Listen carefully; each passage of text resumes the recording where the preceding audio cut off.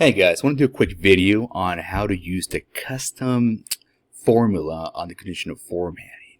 So if we do a quick data set right here, and let's do a rand between, say, 1 and 3. It's not a very big data set. Alright.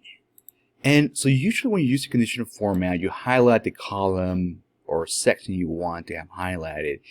And you can put conditions like if it's equal to this, greater than that, etc. And that's going to highlight the cell you've selected on the conditional format. The custom formula for conditional formatting can help you by creating, say, the highlights on this row based on conditions on what's happening over here or somewhere else, right? So this is useful if you have very large data sets where you have to scroll to the right or to the left, up or down, etc.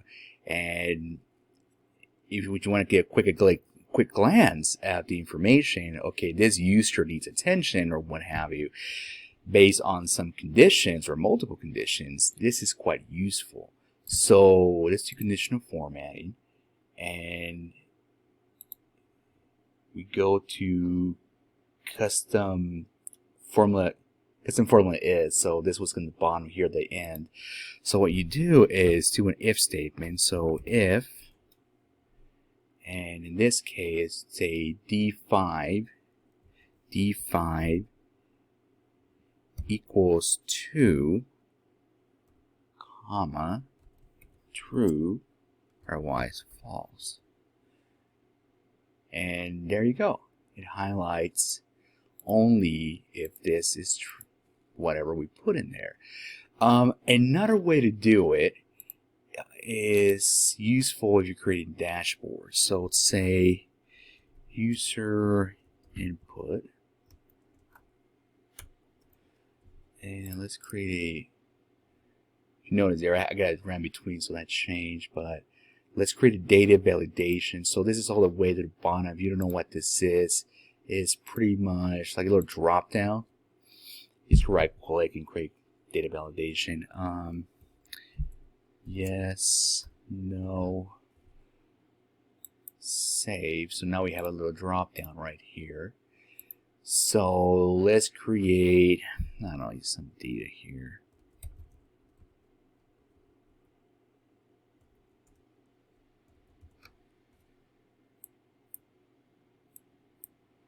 Right, so let's highlight this right here. So let's assume, for the sake of argument, that if this is yes, we want the data to show. If it's no, we want it to hide it. So you create a data validation here. You would create another custom function.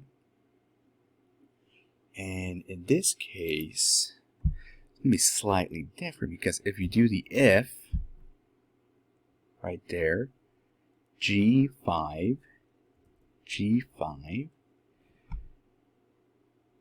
equals, say, no, what we want to do is turn the font to blanks, turn this to white, and this will make it disappear. So if it equals no, then true, otherwise false, right? So this is not going to work. I'll test it out here in a second. Only works with that one cell. Why? Because what this happens is that we type in here no, is finding that pattern on it, right? But we want all this section to change based on this one cell of input. So this is a pretty quick fix. What you would do is simply turn this to an absolute value. So now the pattern is no longer going over the place. And now you have it where one cell changes and the whole section changes.